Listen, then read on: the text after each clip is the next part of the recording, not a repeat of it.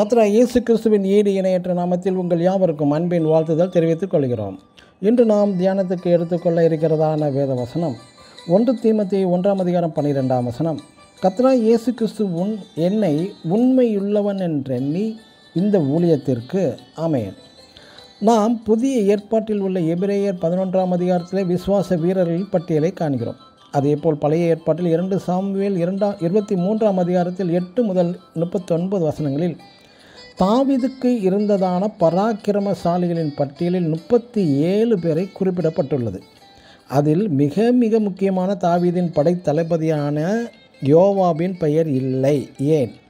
இந்த மாபெரும் வீரனின் பெயர் விடுபட்டது ஏன்?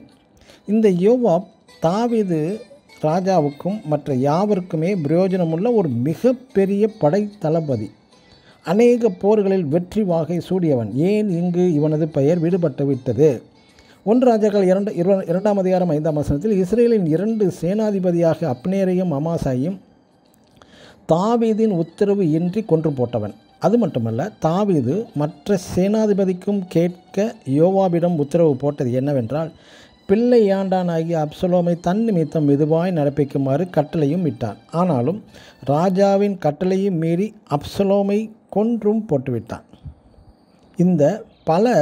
இப்படி பல தவறுகள் செய்துவிட்டான் இந்த யோவாப். பிரியமானவர்களே, இன்று அநேக ஊழியர்கள் ஜனங்களும் சபையில் பிரபலமாக இருக்கிறார்கள். பல அற்புத அடையாளங்களை செய்கிறார்கள். இவர்களின் ஜெபத்தில் அநேகருக்கு விடுதலையும் கிடைக்கிறது, அநேகருக்கு ஆசீர்வாதமாக விளங்குகிறார்கள்.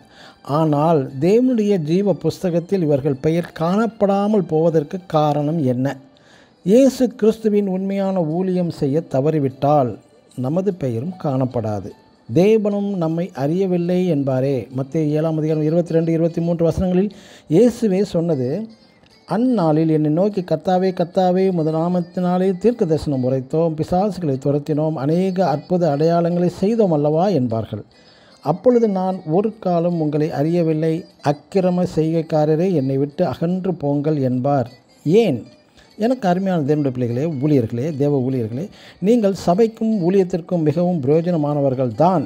தேவனே விரும்பாத மாய்மால பொய் தீர்க்க தரிசனம் சொல்லுதல், அற்புத அடையாளங்கள், பொய்யான மேஜிக் வேலை செய்தல், பொய்யின் வேஷம் தரித்த உங்களை தேவன் அன்று அறியேன் என்று சொல்ல நேரிடுமே. ஆனாலும் உண்மையான ஊழியர்களை மட்டும் தேவன் தெரிந்து கொள்வார். ஆமென். God bless you.